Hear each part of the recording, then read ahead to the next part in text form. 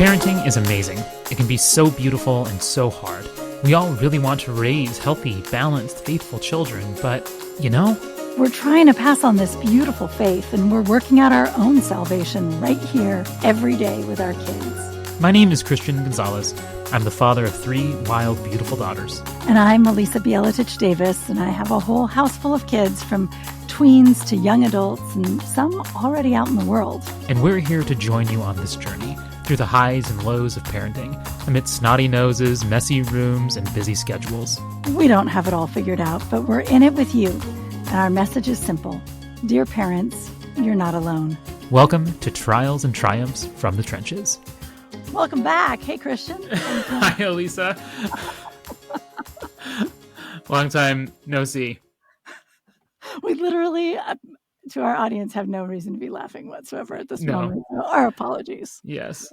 So just to give you all an insider scoop, sometimes Elissa and I will record a couple episodes at once, and this is one of those instances. So, and in that case, the greetings are a little weird and inauthentic and kind of they funny. are.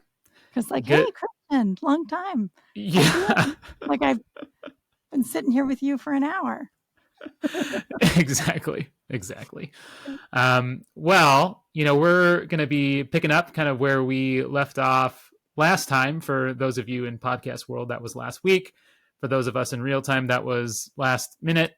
And we're just going to kind of pick up back with our notion of heading out into the world and the stories that shape us, and how we can, kind of seize those family rhythms and kind of think of like those different opportunities to really grow into the story that God is trying to bring us into. So I guess kind of the big question is, where does this put us in terms of that liturgical rhythm or kind of domestic monastery life that we're trying to foster? Like, is there a natural time for us where we can create a sort of ritual or, find ways to help us reinforce the story that God is actually trying to write in our lives?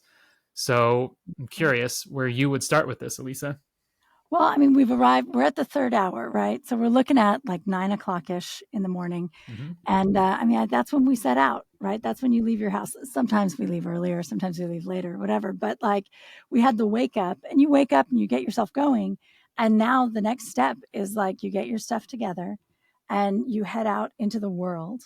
And, for a lot of us, that's driving our kids somewhere on the way to work or going to work, or it depends, right? But I really feel like for me, nowadays I get out in the car alone for the most part. And I used to listen to podcasts a lot. And I've decided that now I just need quiet, because it seems that in my final year of my 40s, all I need is silence all the time. Yeah. But, but podcasts are an interesting thing, right? Because we were talking last week, 5 minutes ago, about how when we're living in one of the stories in which we can live is the up and to the right progress, the always trying to be better, always trying to improve ourselves.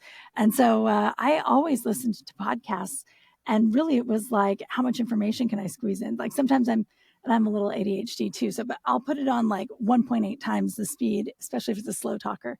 And I'll be just like, I just got to like pour it into my head. So no wonder I have to spend a year of silence, right? Because it's like, I poured a little too much. It was painful.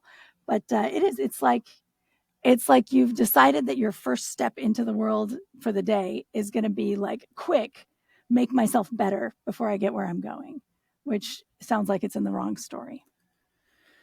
Yeah, totally. Well, it's interesting. Here you are, 49, kind of going into silence. It's like the year of Jubilee, the resetting of the fields. Look at you. Oh my gosh, that's right.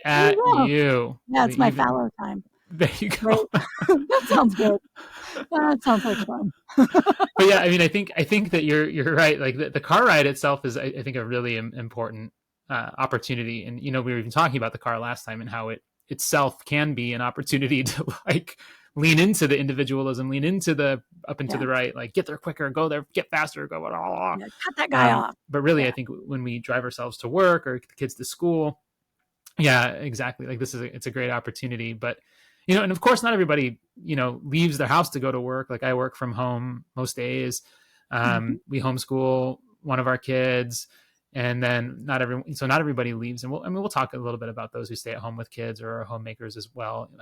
But for right now, the car ride, I think, is an important thing too, because I also tend to be someone who listens to a lot of podcasts, and I love information. I love thinking. Like it is one of my pastimes for sure, is like thinking and learning. And it is, like have you ever taken the Strengths Finder test?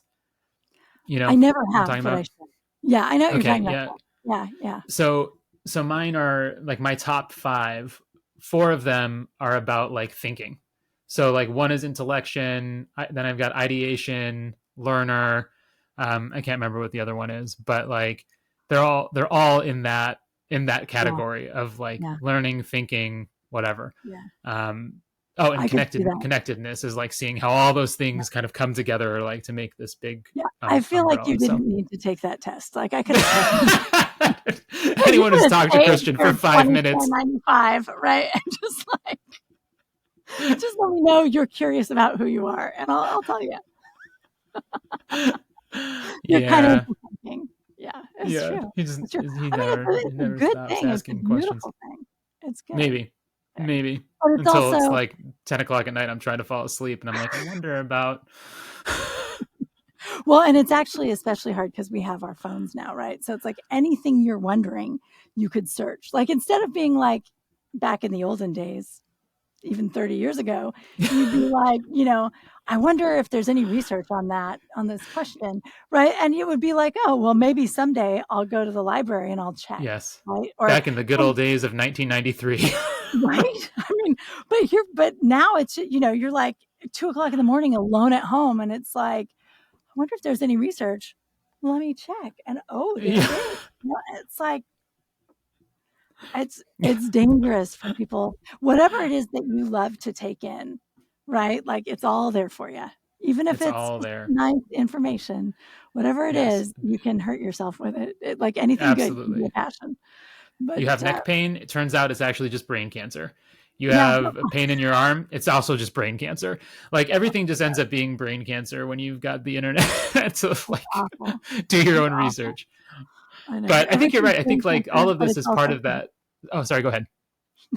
nothing. It was going to be a tangent, and we don't need another tangent. Let's get back on track. There's plenty of them. Yeah, you are 2 ADHD brains. Yeah.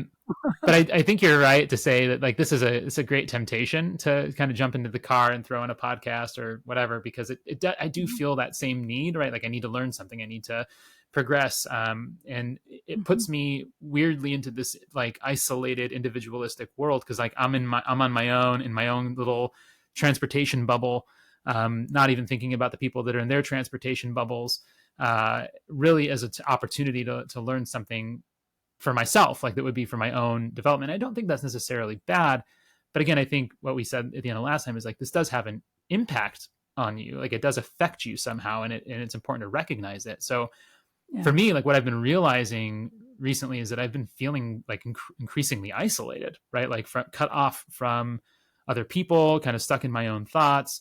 And there's times when I just think like, oh, like maybe I could call somebody or whatever and reach out. But when you're stuck in that isolated individualistic world, it's easy to start thinking calling somebody might then get in the way of you learning something, or calling somebody might get in the way, of you getting where you need to go, because maybe they want to talk longer than you want to. Yes. Or, there's even the other side of it, what's like, if I'm my own, I belong to myself, then everyone else is their own and they also belong to themselves. Maybe me calling would be a burden for them. And so it's really easy to talk yourself out of thinking like, oh, someone would really like to hear from me. But again, that works against that deep narrative of needing other people, being loved by God, not basing my value on what I learn or what I accomplish. And you got to wonder, like, how can I lovingly parent my children into the kingdom if I'm living in this story all the time? If that's the place that I'm in. So I don't know. It's car rides are interesting. And then you throw the family in the car with you. That's a whole and it becomes a whole different situation. It's crazy. Well, it depends on your family. I'm sure many of our listeners have wonderful, well-behaved, calm children who just want to talk about philosophy in the car, and it all goes great. Yes. My kids like fight in the car. There's all kinds of craziness. Like there's just, wildness. But I feel like it changes over time too. Like when I had younger kids, when the first kids start going to preschool and elementary, um, we would set out from the home, and it was like, first the chaos of trying to get in the car, and then you're in the car together and you're driving. And it's, I always felt like the important thing for us was to say like our morning prayers in the car. And I acknowledge that doing that at home makes more sense and is more beautiful. And like you can picture the families standing in front of the icons with the candle lit, and that's all very good. And it is probably better. But I kind of liked it too because it shaped our drive. And before we're getting into the car, somebody's late, right? I'm not going to say her name, but Vasi was always late. And so it was like Vasi couldn't find her shoes or whatever, right? Because also ADHD. But actually, I have 5 kids, all of whom are diagnosed with ADHD. So That's maybe fun. could be genetic, could be. But anyway, so on the way into the car, there's always this stress of like, listen, you're making us late. We got to go. We got to go. And then you get into the car and we would say our morning prayers in the car and we would sing, "This is the day the Lord has made." And it was like a reset button, and it would help us connect to one another. And so I always felt like that was really very beautiful. But then as the kids got older, we kind of lost that, like everybody's in the car going somewhere together. Because, we had kids at middle school and high school and elementary school, and they're all going at different times and doing different things. But last year I was driving my 8th grader for just the 1 year they were or for 2 years, they were at a school that was like half an hour away. And it was so cool because and what's funny is this is a kid who does not like to talk a lot, right? So sometimes it's ideal in the car because the kid in the car, you've got them trapped and they'll talk. They forget that they don't like to talk and they start telling you things. But I really thought that she didn't like the drive that much. And then at the end of the year, she was like, "I'm really going to miss that. Like, I hate that next year's school is so close to home because we're not going to get together." And I'm like, "We could go for a drive." She's like, "No, nope, no interest in that." But The moment's passed, Mom. The moment is past. Yeah. But it's so nice to like turn off the podcast, turn off the music, whatever, and just try to like be with the kids. And the car is a good opportunity for that. Especially because, like I said, like when you're not looking at them, when you're looking ahead at the road, a tween or a teen is going to start talking because they're not kind of under your scrutiny. So they sort of forget. And they just, I don't know, you're the therapist. You can tell me why they do that. But I feel like it works. Like there's so much better conversation in the car. Why is that? I don't know. I really don't. I mean, I think it's funny because often I'll tell my couples when I see couples, like, don't ever get in a fight in the car. Like that is like one of the worst places to get in a fight because you're not looking at each other. Like you're registering each other out of the corner of your eye, which sends a signal to your brain that there's a threat, right? Like, I mean, we don't look at threats face on. We look at them, we catch them out of the corner of our eye. And so like neurologically, your brain's kind of like processing thing through the limbic system. Yeah, it's pretty wild. So that, also, but you guys have to have a fight. I believe it. That, I mean, I've had more terrible conversations with adults. Yep. It only happens like my mom also, but also my spouse.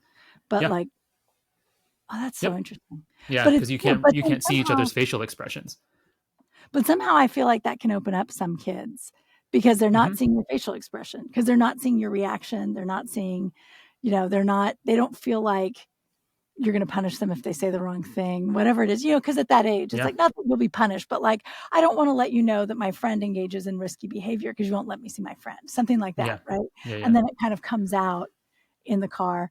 But I don't know. I think it can be a little bit easier when we're not feeling inspected, right? Like, especially if we kind of tend to be a little more avoidant, then it's a little bit easier when someone doesn't look us in the eye. But yeah, I mean, it can definitely be both. But I love what you're saying there, like using the car ride as a time to kind of reset. And I think that's even along with what we've been thinking about, like this first hour of waking up, kind of getting in the right story, which is so hard amidst chaos. But if you missed your morning prayers or whatever, like, well, yeah, why not use third hour to kind of like come back home, right? To remember. So for our family, yeah, it's easy to, I think, just throw on some music or something like to try to get the kids pumped up for everything that needs to happen. I remember when my oldest was going to kindergarten, she had a hard time with it. And so we put on that song from the musical Annie, where it was like, I think I'm gonna like it. I think I'm gonna like it here. Right? Like that was like what we played to get her up That's and so up and awesome. going. Yeah. People And are really cute. I just have to tell, like, for those of you listening, like, Christian and his wife are such cool parents. I love how you think about. I would never have thought of that. That's genius. That's kind of brilliant. I love that because that is a reset. It is a yeah. reset, right? I mean, and Mm-hmm. it's not like you're putting into a really holy story, but you are putting her into a story of like confidence and joy and curiosity about new things and like, okay, here we go. I love Yeah, that. rightly done, it certainly can do that. Poorly done, it can be about like getting ready to accomplish and getting ready to achieve, and that kind of up into the right Yeah. thing, Yeah. right? Like, which again isn't necessarily bad unless we start feeling like that's who we are.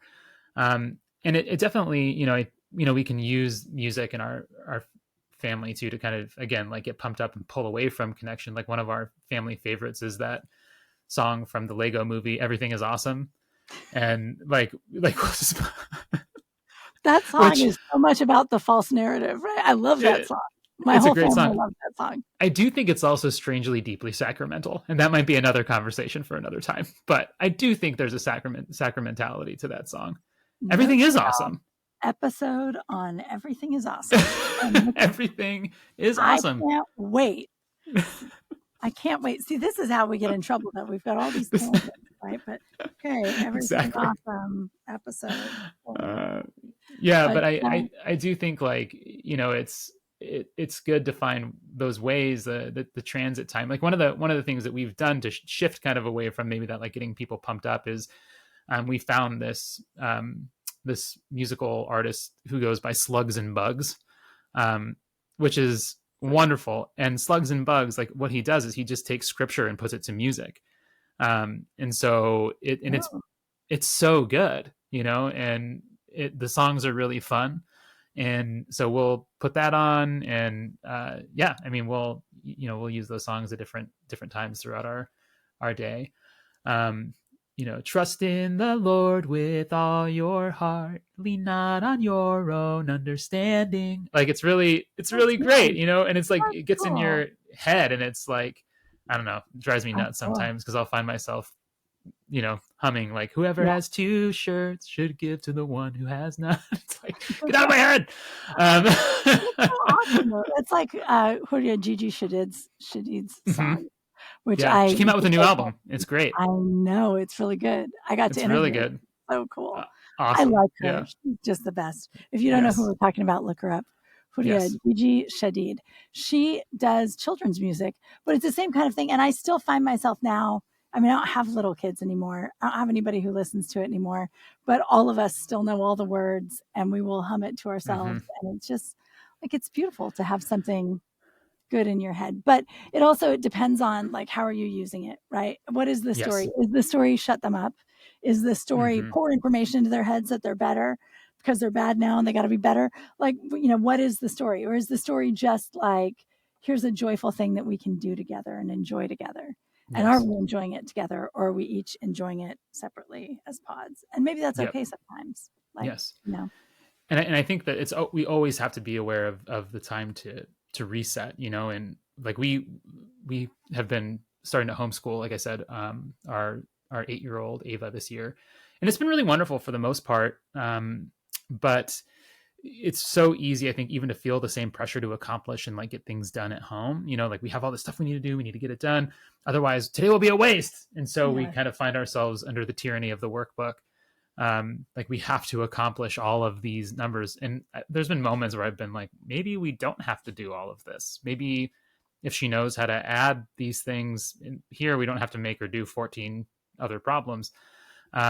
So I do think that if we can find ways to see like, oh, I'm leaning into that narrative, but I wonder if there's a way instead to lean into a story of wonder and joy, um, about math, about history, about science, then it'd be great because otherwise it's really easy to get frustrated when she's bored, like a normal 8-year-old of math. Mhm. Like I'm 38 years old and I'm bored of math. Like I do not like her math. Why do I expect her to sit there and do this math it's wild, but it just goes to show like, oh, I'm buying into this narrative of accomplishment, performance, and I'm putting it on her. And it's like, oh, Ava, I'm sorry.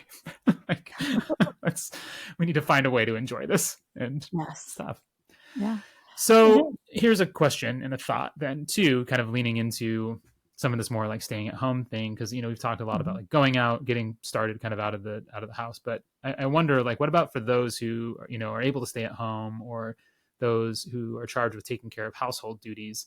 What does it look like to head into those things, kind of holding on to the narrative? Did you ever get to stay at home? Yes, I did. I stayed at home for a long time, actually. I was really fortunate to be able to choose that. I was home with so I really haven't exactly left, but by the time I had 5 kids. When my youngest was in kindergarten, I started doing remote work from home.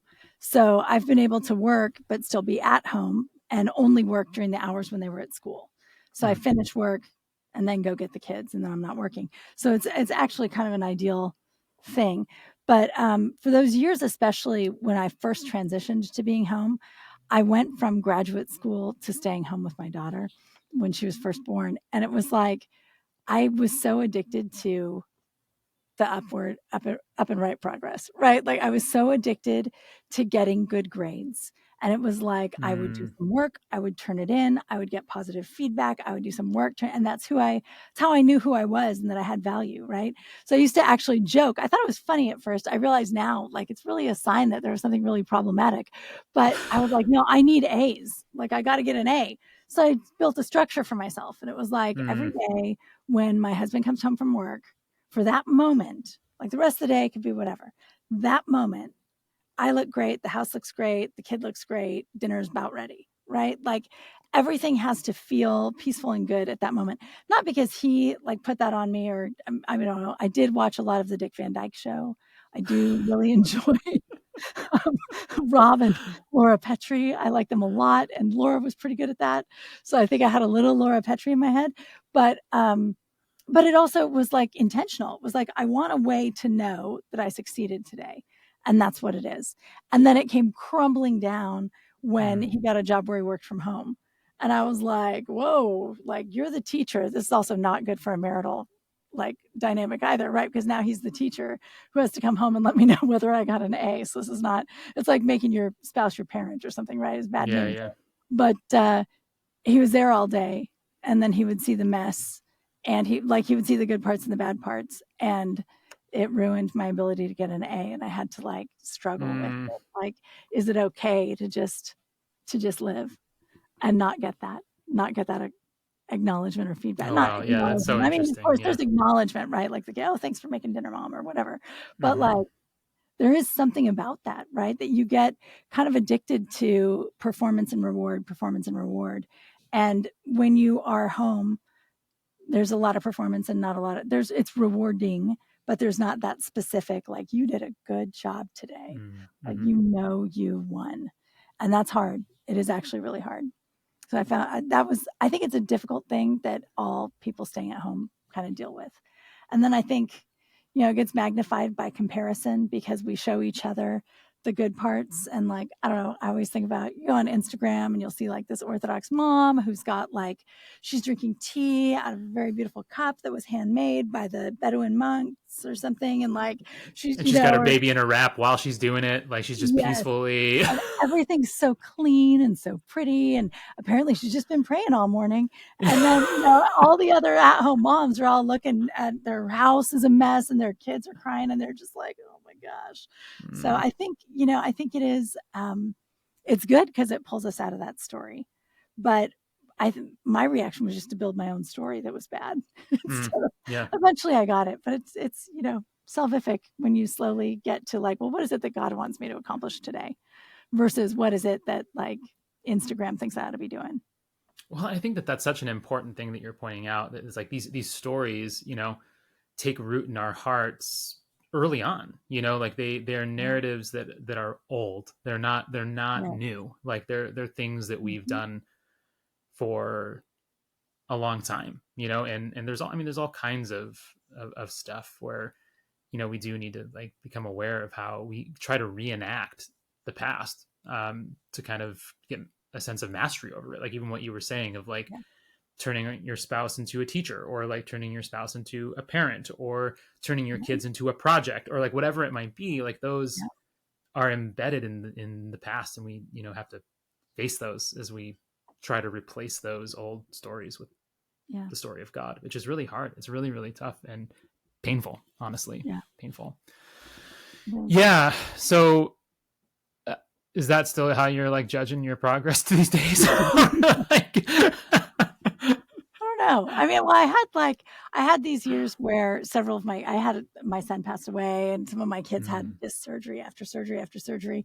And so God kind of broke me of it. I'm very stubborn. So God really has to go to extremes working with me sometimes. But it's like, when you're in a position where finally you can't make the house clean and make sure everybody has dinner and all the things are in line, then eventually you start to learn. And I think the big thing too is that I started to see that in order to have everything right, in order to achieve it, I had to be really mean. I had to yell a lot. I had to like behave badly, if that makes sense. So it was like I come to realize that in order to have a clean house, I'm not only not playing with my kids, not talking to my kids, not spending time with them, but I'm actually like yelling at, come on, like get the play. You got to do this. You got to do this, because there's a schedule and it's got to be done soon. And you've taken too long. And it's like, it's all arbitrary, right? Like it's all arbitrary. And it characterizes my relationship with them is I'm the person who yells about this and I'm the person who yells about that. And so, I don't know, I think over the years, I really came to, and I would say to my kids too, if they were worked up about a test or something, I'd be like, well, what score does God want you to get on that test? And they're like, I don't know. I'm like, yeah, he doesn't care. Like God doesn't care about the test. Like, doesn't matter. I mean, he kind of wants you to do your best in general, but like, and your best better be an A. And your best better be an A. Purgatory is full of B pluses, my friend. Nobody ever got into heaven with a B plus. Just saying, but God doesn't care. But over the years, I did come to a place where I feel like I don't look for A's as much as I used to. I feel like I've gotten better about it. But what about you? What is it like with you guys at home? Is your wife is home full time with the kids, right? Does she struggle with it? Yeah. So she's the one who takes care of our kids, and is like the primary, teacher for Ava's homeschool. And like, so she wears all kinds of hats. And, sometimes people will ask me like, what my wife does. And I'll say she has 3 full-time jobs. One is Elena, one is Ava, and one is Amelia. And it's true. She really does. Like, she takes care of everything. And, I think, I'm really grateful, because that, frees me to do the things I need to do. And, I obviously like try to help out however I can. And I certainly don't have like expectations that everything be perfect, but there are certain things like that I get stuck on, which is really interesting to me, like as I'm looking around the house or whatever. I tend to really get stuck on dishes. Like, I don't know why, like the dishes. Oh, really? Things are happening over. Well, I think a couple of angels just got their wings. Another angel. Look at that. Every time a bell rings. All right, there we go. We're on Do Not Disturb now. I think I was on Do Not Disturb for an hour and we hit an hour. So now we're until evening. So 5:00, it's coming back. But so no more wings for angels for now. Yeah. No angels get wings till 5. It's funny that you're specifically about dishes. My husband too. It's like it's funny. Everybody has a thing. For me, it's floors. Mm-hmm. If the floors aren't clean, the house is a mess. If the floors are clean, everything's fine. Like, I don't care about the counters. I don't care about anything else. The floors have to be clean, right? For him, like the dishes in the sink, like just annoys him like crazy. Yeah, totally. And I'm much that way. And I find myself kind of like what you were saying is like you get mean about it, and my meanness doesn't really come out like externally as much as it just is like internalized and becomes this like fuming of like, why am I the only person who cares about this kind of thing? Like, I'm all alone in this world and no one loves me. It's like really that, like, that's the story that I end up they really having the dishes. That's how yes I know. Yes. I have a friend who actually went to therapy, and a man, he was talking about his kids and literally came out with this realization where he was like, So if I say take out the trash, it's not actually an indication of their love and respect, whether they do it immediately or not. And it was like, he didn't realize it, but he was really thinking that, like, if Yeah. he said take out the trash and people were like, yeah, I will, then that meant that your teenagers just don't love you or respect you. Yes. And Well, it's like, and that's the wow, wild thing. Yeah, absolutely. Like, because we we have don't these, realize we're doing that, but we do. no, the expectations that we have of people are insane, and they cause us so much grief, and they cause the people in our lives so much grief, and they're confused why we're so mad about the dishes and the trash and the whatever. And so it's, yeah, I mean, I realize like how much there is like for me to just kind of like come back to love, and realizing like there's got to be another way. There's got to be another way to this. And in terms of how we engage all of these things, how we step into caring for the home, getting in the car, going to work. Yeah, it's tough. So I think, now maybe we can talk a little bit about what does it look like to practice that way, to practice that different way of being in these spaces. How do we live out the God story in these scenarios in the third hour? So maybe let's start then with like just taking the kids to school. We kind of touched on it a little bit, but I do think car time really is a really great opportunity to connect with our kids, to ask them what they're thinking about just as we're headed out the door. We don't have to put on music. We can, if it's going to facilitate connection, attachment, resilience, confidence. Like those are really good things. But we also want to make sure that we're using this as a time to see kind of like what internal music they have playing, like what is the soundtrack of their lives that is operating in the background. So, especially as they're going out to school or something, right? Like what are they worried about today? What are they anticipating that's going to be good? What are they anticipating that's going to be bad? Like what do they feel is ahead? And more too. I mean, kids have sometimes crazy stories in their heads. So you got to listen to them and help them sort it out. Cause it's like, whoa, maybe it's impossible that that's going to happen and you don't have to worry about that. Right. But I have anxious kids, but, yeah. Well, that's a normal thing these days, unfortunately, like kid anxiety is like through the roof. Like socially speaking, our kids have some of that as well. And I think that's why it makes it a good opportunity to remind them that we're there, we love them. They're not in this alone. Like this is not a story of individualism. We are with them. And it's a great opportunity to process stuff. Like our oldest daughter has this really mean science teacher that I don't, she showed me her homework last night. And like, this teacher just crosses things out, puts question marks, and doesn't even explain like why she shouldn't have put that there. And like, there's no teaching that seems to be happening in any real way.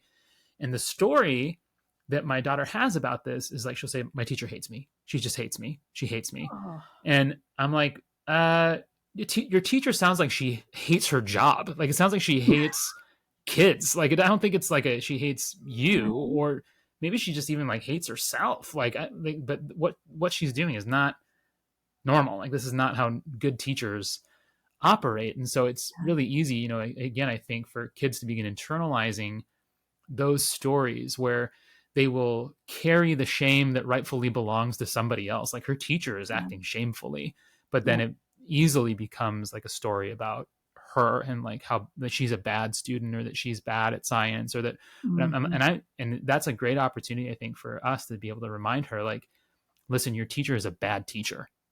Like, you are not a bad student. She's a bad teacher. If you're not getting something, that's because she's not teaching you it. Like, and she needs to take time to teach it, so that, this becomes a chance for us to really help organize the story differently, so that it doesn't become one of those, I have to please, I have to perform, I have to perfect, I have to whatever, in order to gain and control the mood of my teacher, right? To gain the affection of my teacher, which is hard, but that's how we can remind her, like, look, we love you no matter what. You come home to a house where like your science grade doesn't matter to us, like you're loved here. God loves you. We love you. It's okay. We get it, right? Like, we understand why this is frustrating. We understand why this is hurtful. We get it. Well, it's interesting because you think about, it just struck me, the idea of playing music all the time in the car. Like, if you are feeling disconnected and anxious and lonely, it's going to make you feel more isolated in some ways. or it can, right? Especially Mhm. if you're not predisposed to feeling like, oh, we're listening together. It can just be they're listening to music and I'm in my bubble being miserable. And it also, it's a little bit like toxic positivity, right? Like, I'm trying to pump you up. I want you to be excited about school. Well, I'm not going to be excited about school because I've got a teacher who hates me. Like, let's talk about that. Everything is awesome except for my teacher who hates me. Everything is cool when you're part of a team. Unlike my feeling in science class. Oh, yeah. But it's true. I mean, it isolates them, and it's not us helping them be in the story, right? Mm-hmm. Which is, it's always an opportunity to be in that story and to be like, Yeah.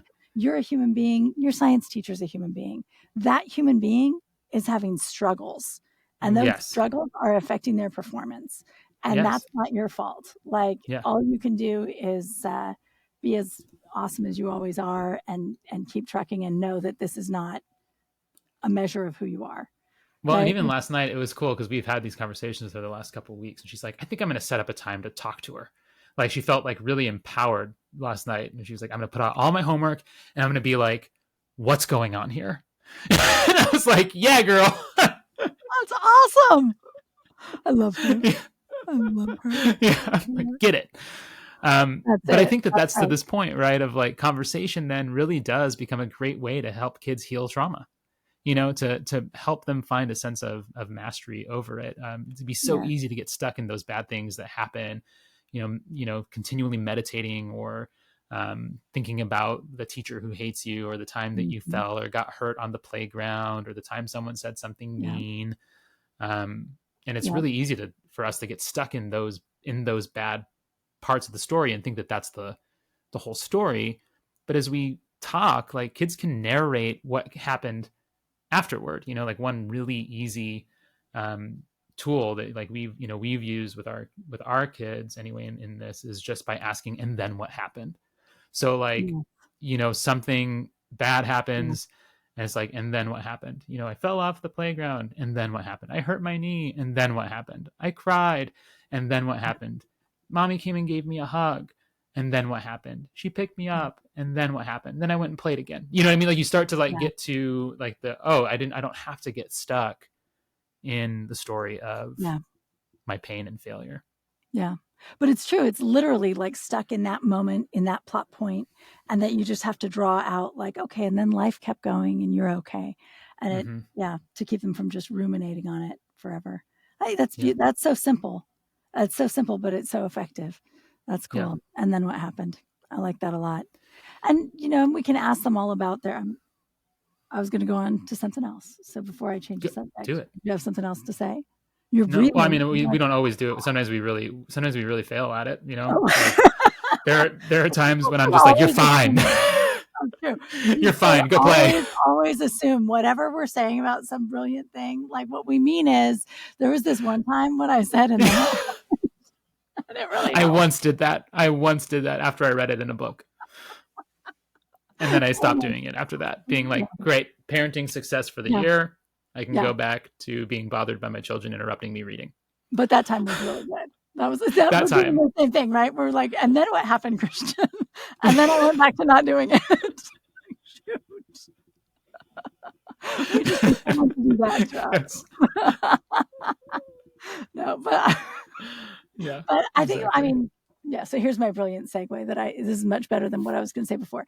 So and then what happened, right? Excellent question. And in general, we just need to be asking questions, right? Like, asking questions about their friends, about their, who'd you eat lunch with today? Where'd you go?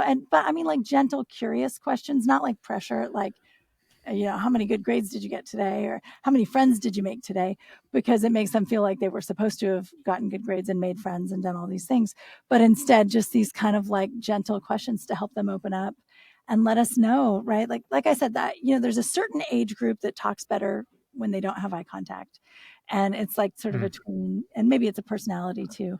But, who are their friends and what's going on? And my kids will say that they're fine like 4 times. And then all of a sudden, out of nowhere, it's like, well, my best friend was really horrible to me today. And then these other kids agreed with her and everyone was terrible. And then I went home and you're like, oh, so actually, So I guess we're not fine. you had a somewhat traumatic experience today at the end of the day. But all right, you just didn't want to talk about it because you didn't want to re-traumatize yourself. But like, it's good to know what's going on. And again, what the stories are, right? Like my teacher hates me. I didn't do enough of this. I did too much of that, whatever it is. It's good to know and to help them sort through it. Yeah. And conversely, right, to ask like, well, what do you really like about your friends too? Like, because I think that helps us really lean into like, oh, other people are good and they're kind and I'm not in competition with everyone I meet and I can enjoy the goodness of this person in front of me and delight in them. So what about when we have our own car rides, like when we're in the car by ourselves and we're tempted to put on those podcasts or speed around people? I don't know, like what are any thoughts about how we can lean into the story a little bit more? I mean, I think part of it is like we really need to settle ourselves down. Like being, especially if you're someone who is like honking at people, trying to cut people, like if you're really focused on trying to get somewhere as quickly as you can. Well, I mean, first of all, maybe you need to leave earlier.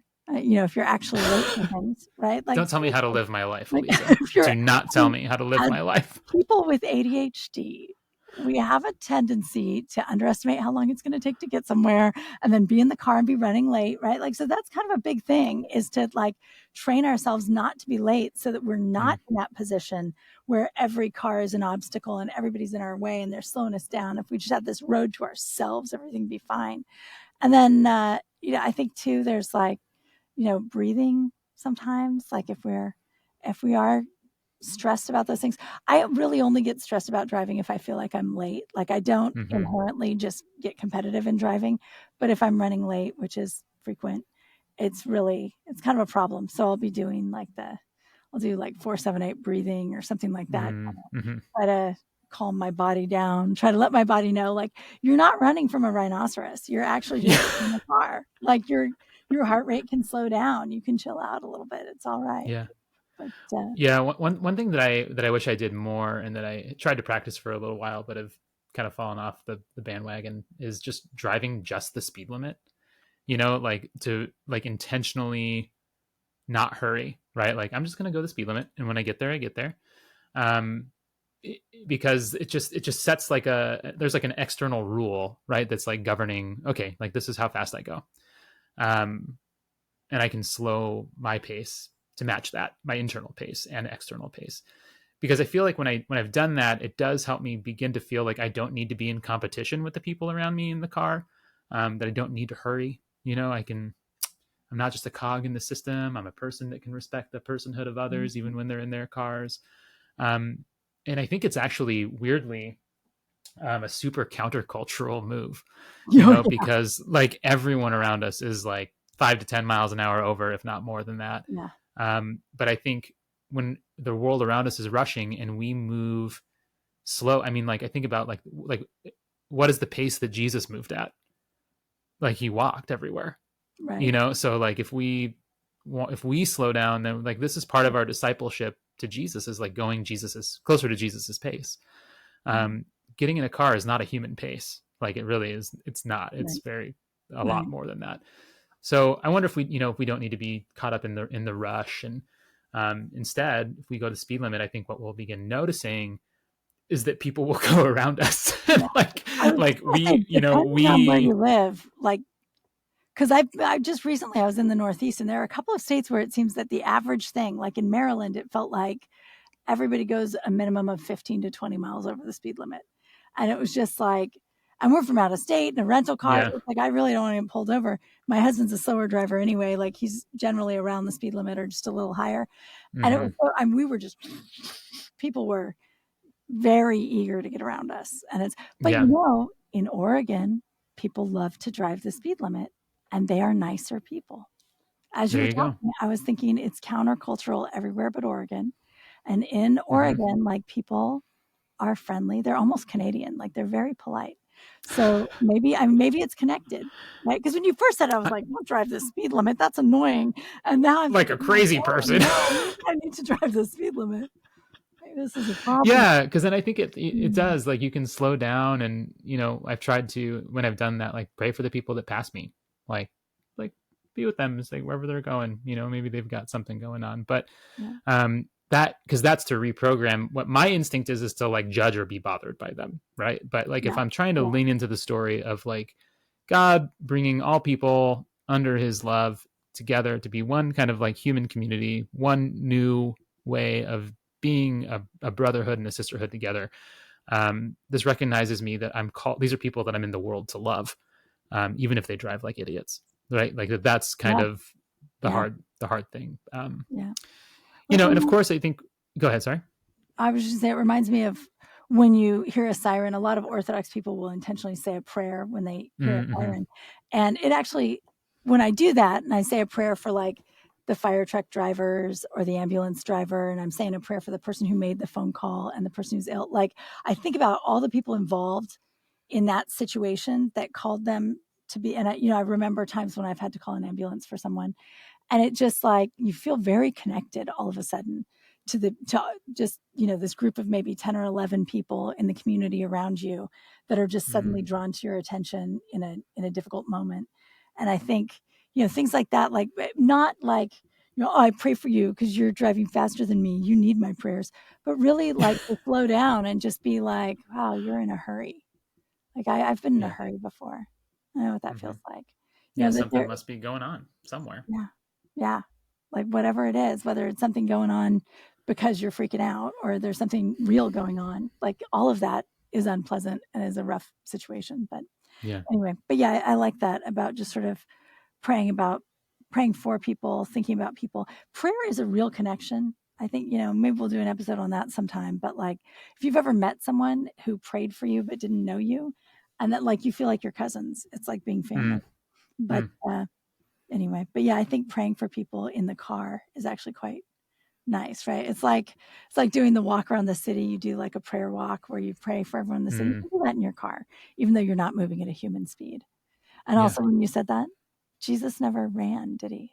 Like we never see Jesus run or jog. I mean, he might have, but nobody told us about it. I think Jesus did CrossFit. Oh, that's bad. I'm sorry. I take that back immediately. That was a really bad joke. No, you're forgiven in advance though, because you had a great blog post 100 years ago about like CrossFit and how it humbled you, and I was just like, okay, CrossFit. It does. It's holy. Still does. It still does humble me. It helps the CrossFit. That's for sure. But I think praying for our friends, our family, it's a good time to say the Jesus prayer. But I also, I've been trying recently to use it as a time to kind of step against like that isolated space that I've been in, to call, check in on people, establish connections with like the people that I love. And it's been interesting because it's really lifted my spirits as I've done this. And, like I said, like my hesitation kind of at the beginning was like, oh, I don't have time or whatever. But I find that if I get on the phone and right out of the gate, I say, I've got 12 minutes. I just want to say hi. Nice. Hear like, what's up, tell you what's up with me, whatever. It's been really helpful. And it's interesting because Harvard, right, has been conducting this longitudinal study about adult happiness since the 1930s. And they just, a book came out recently called The Good Life, which my wife has been reading, and I've kind of like heard about it in snippets and read little parts of it. But what they've concluded through the course of this study is they've been wondering like, what is the key to like really a meaningful, happy life? And shocker, it's relationships. Like relationships are the key ingredient in a meaningful, not how much money you make. I mean, all the stuff that we talked about, those other narratives, it's relationships. So, and for me, this really confirms again, like what you see in those initial pages of the scripture, right? That the only thing that is called not good is for man to be alone. That we're made for one another. We're made for communion. And the reality is like, we don't know what will make us happy. Like this has been our problem from the beginning. Like we think that taking the fruit of the tree of the knowledge of good and evil is the thing that's going to make us happy. But it's just not. And what was interesting is that Harvard, the people who did this stuff, like one of the studies they did was they asked people what they thought would make them happy, like on their commute home on the train or whatever in Chicago, let's say. And most people thought that it was going to be being left alone so that they could read a book or a newspaper or listen to their podcast or, all the things that you and I like to do in the car. Yeah. And like a lot of people thought that, actually most people were saying that, but they asked one group in this to do that, to have their time on the commute to do whatever they wanted to do. And they asked another group to start striking up conversations with strangers on the train, like just like on their way back. Hey, like, how's your day been? Whatever, how to go, whatever. And what they found at the end of the study was that the group that had engaged in conversation with strangers on the train reported having better commutes, that they had like higher levels of happiness in their lives, just from talking to strangers on the commute home. And that's like wild to me, it just, again, it speaks against the individualism that we have, of the need to improve, and instead like lean into communal life with one another. So yeah, but what about now, go ahead. I mean, I just, people are talking about, we have an epidemic, we have a crisis of isolation right now, right? And we're all very isolated, we're very separate, and we need that, like in-person actual conversation, or on the phone is better than texting. And although I prefer texting because it takes up too much of my time, but that's, you see, we're back in the thing. Me and the wrong story, right? But let's see. So what else? Okay, so we're going through practical things. We got car rides alone, car rides with the kids. What else? What about, like, we were talking about being at home, right? We were talking about my desperate need to have an A every day, which apparently that's not good, I guess. But it is easy to feel a pressure that everything has to be all put together. And, I think one of the things, we think so much about hospitality. Hospitality is so important. And yet it's so hard for so many people because they feel like the house has got to be perfect if anyone's going to see it, right? If somebody's going to come inside, they can't see my mess. And then it leads them to not ever have anybody over because they can't ever do that. And when the truth is, if I go to your house and it's perfect, all I'm thinking is like, oh man, my house never looks this good, right? It just makes me feel weird about myself, as opposed to like just sort of being open with each other and just kind of welcoming one another into our homes and into our mess a little bit. I mean, it'd be nice if there's somewhere to sit, but for the most part, like, it really would be nicer if we were connecting with each other more and inviting each other in, and not feeling like it's always got to be this really artificial show of how great everything is. But if it could be more vulnerable and open, and just as it should be in conversation, right? Just like I need to be able to say to my friend, I'm really struggling with that. Like, to be able to show my friend that I'm struggling with whatever my dishes, that's okay too. Yeah. And I think that's a really good point. Like, if we hide our physical messes, like, what's to prevent us from hiding our emotional and spiritual messes from one another? Like, if we feel like we have to have it all together, again, these stories do something to us. And I've thought a lot about hospitality, and I think it's important kind of like to recognize that hospitality and entertaining people are not the same thing, right? Like, having somebody and entertaining them and giving them a good dinner, like Martha Stewart, right? Yeah. Like, here's all of the whatevers. That's interesting. I like that. Yeah, they're not the same thing. And even like in the Christian understanding of hospitality, right? Like, the Greek word that so often gets translated as hospitality is philoxenia, which literally just means love of the stranger. And this is the thing that Jesus says, right? Like, to welcome the stranger in Matthew 25. That this is part of how we actually showed love for Christ and deference to the image of God in all people. Right. So, and this would be a great gift, in a world where we feel we have to perform for one another all the time, to be able to just say, welcome to my mess, like, welcome to my home. It's not perfect. You also don't have to be perfect for me. And again, I think that there's, again, a fine line in that, right? It doesn't, like, but not for the sake of performance, but because of, the way that I think we can see the narrative of taking care of our home as a bit of participating in creation care, that it's a part of our way of working with God to order chaos. And this is really kind of what God does right in the beginning. Like, he makes a home for his creation. He's ordering the chaos. He's separating the chaos waters above from the chaos waters below. And he's bringing land out of the chaos water for the earth creatures to live on. Right. And so to recognize here that, like, while God himself has no enemies because he is so other that no one could possibly be other than him like that. Like he doesn't have an enemy. However, creation does have an enemy. Like, and the enemy is chaos or the devil or the deceiver, right? Yeah. And they're always working to bring creation back into the disorder, out into the nothingness from which it was brought. But when we do something as simple as like putting a dirty dish in the dishwasher, as a random then example. that's as a random example. I mean, nothing you feel strongly about. Or vacuuming the floors, right? We're participating in God's ordering of the world by just taking care of our own small corner of creation, which again is really what human beings were made for, was to be his, co-rulers, to be the ones who put things in the proper place. And it's a joy that we get to participate in that rather than a burden, like, hooray, look at me fulfilling my God-given duty. And maybe that is why I like doing the dishes, because interesting. It's a way of being like God.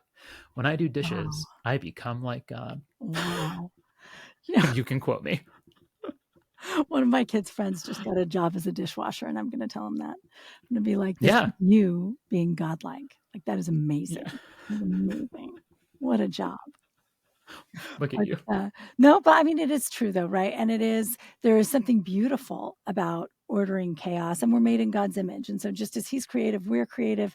Just as he is orderly, we are orderly. Or I shouldn't say that, but the stewardship of the world is a beautiful thing, and it is really nice. But it all depends on how you're thinking about it. It's all about the story, right? Like if the story is, I have to do this because I'm failing and I'm not good enough, that's not the story.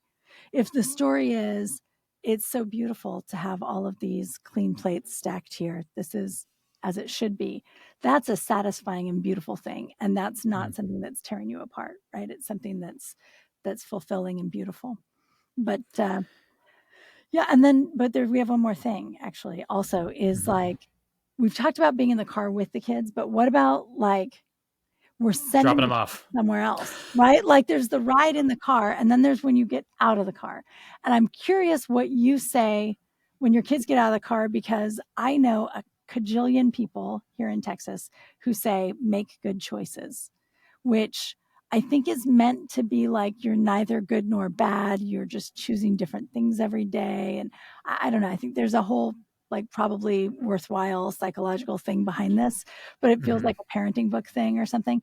But I don't know. I never say that. I don't like it. It's weird. What do you say? Well, yeah. And it's tough, right? Because like good according to what story, right? Like making a good choice to, not do drugs, for example, can be different depending on the story, because I don't want it to get in the way of my upward mobility, and I don't want to develop an addiction, and I don't want to tank my career. Like that is probably not the right reason to make the good choice, right? Yeah. It's a reason, but it's not the reason that Christians make those choices. Yeah. And so, it's tough, man, because like there are days when I'm better than others. But I do remember even growing up, like what my dad used to say when I would head out to school when I was in high school. Every day he would say, this is your opportunity to see where the great passion of your heart intersects with the world's great need.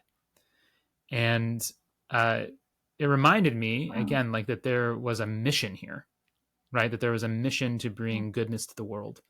That was the story that I was in, that this is part of what God is doing, that God is literally with the passion of Christ intersecting with the world's great need.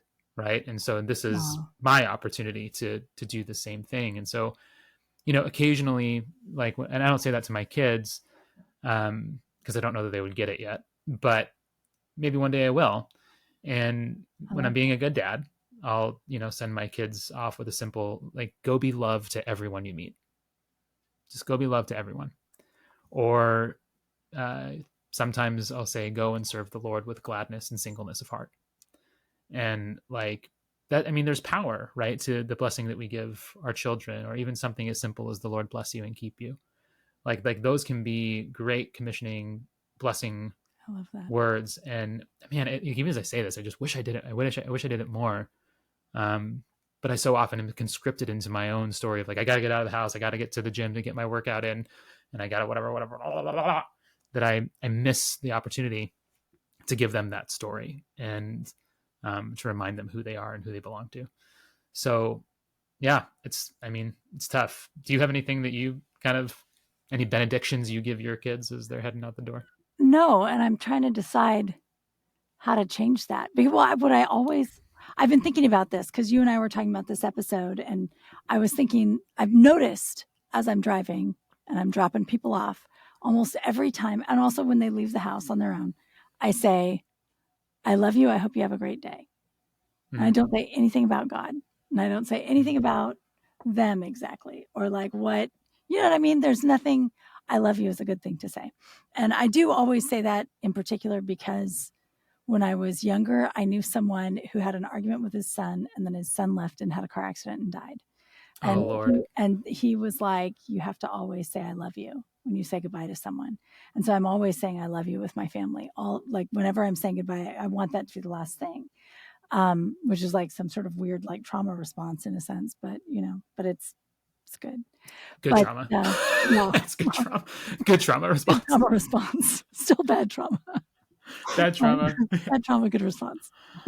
But to think about, I don't know, I'm going to be thinking about that. Like, how do I want to commission them as I send them out? And what am I sending them into? And what do I want them to be doing with that? It's an interesting thing to be intentional about and to consider. I think it's cool that your dad said that. I think that's, like, I just want to say, like, hey, if you want your kid to turn out like Christian, you're going to have to start talking like that all the time. Also, you may not want your kid to turn out like Christian. I did say if.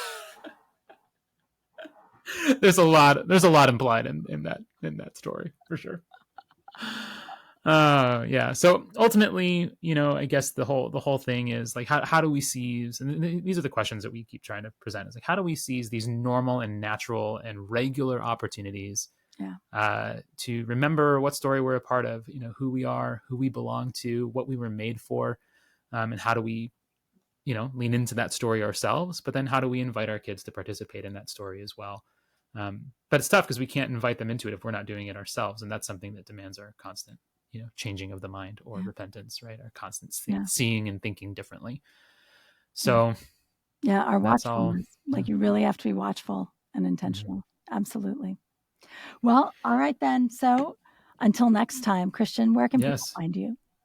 Well, since I'm not on the socials, you can't really find me anywhere there, but you can find us over, since I'm the director of ministry for OYM, Orthodox Youth and Young Adult Ministries. You can find us on Facebook and Instagram at the OYM Official, or head over to our website, theoym.org. That's THEOYM.org. You can join our mailing list and see what we've got coming down the pipeline. Elissa, how can people find you? I'm a little more outgoing, a little less introverted than Christian. So I am on the socials, in fact, but I'm not good about answering messages there. So you can find me on Facebook and Instagram, but really the best thing on our podcast page, you can click the contact us and it'll send us an email, or you can go to my website, ElissaBjeletichDavis.com. If you can spell that, you can find it. And then we've got the SpeakPipe link, which means that you can click right on this link and talk from your computer and leave us a voice message, which we may or may not play on a later podcast. Yes, I can't wait to hear what we've got. And remember, friends, there's no right way or wrong way to do this stuff. It's just about leaning into the story. So we would love to hear from you. And until next time, I guess we wish you peace and every good thing. Absolutely. Bye. This has been a listener-supported joint presentation of OYM, Orthodox Youth and Young Adult Ministries, and Ancient Faith Radio.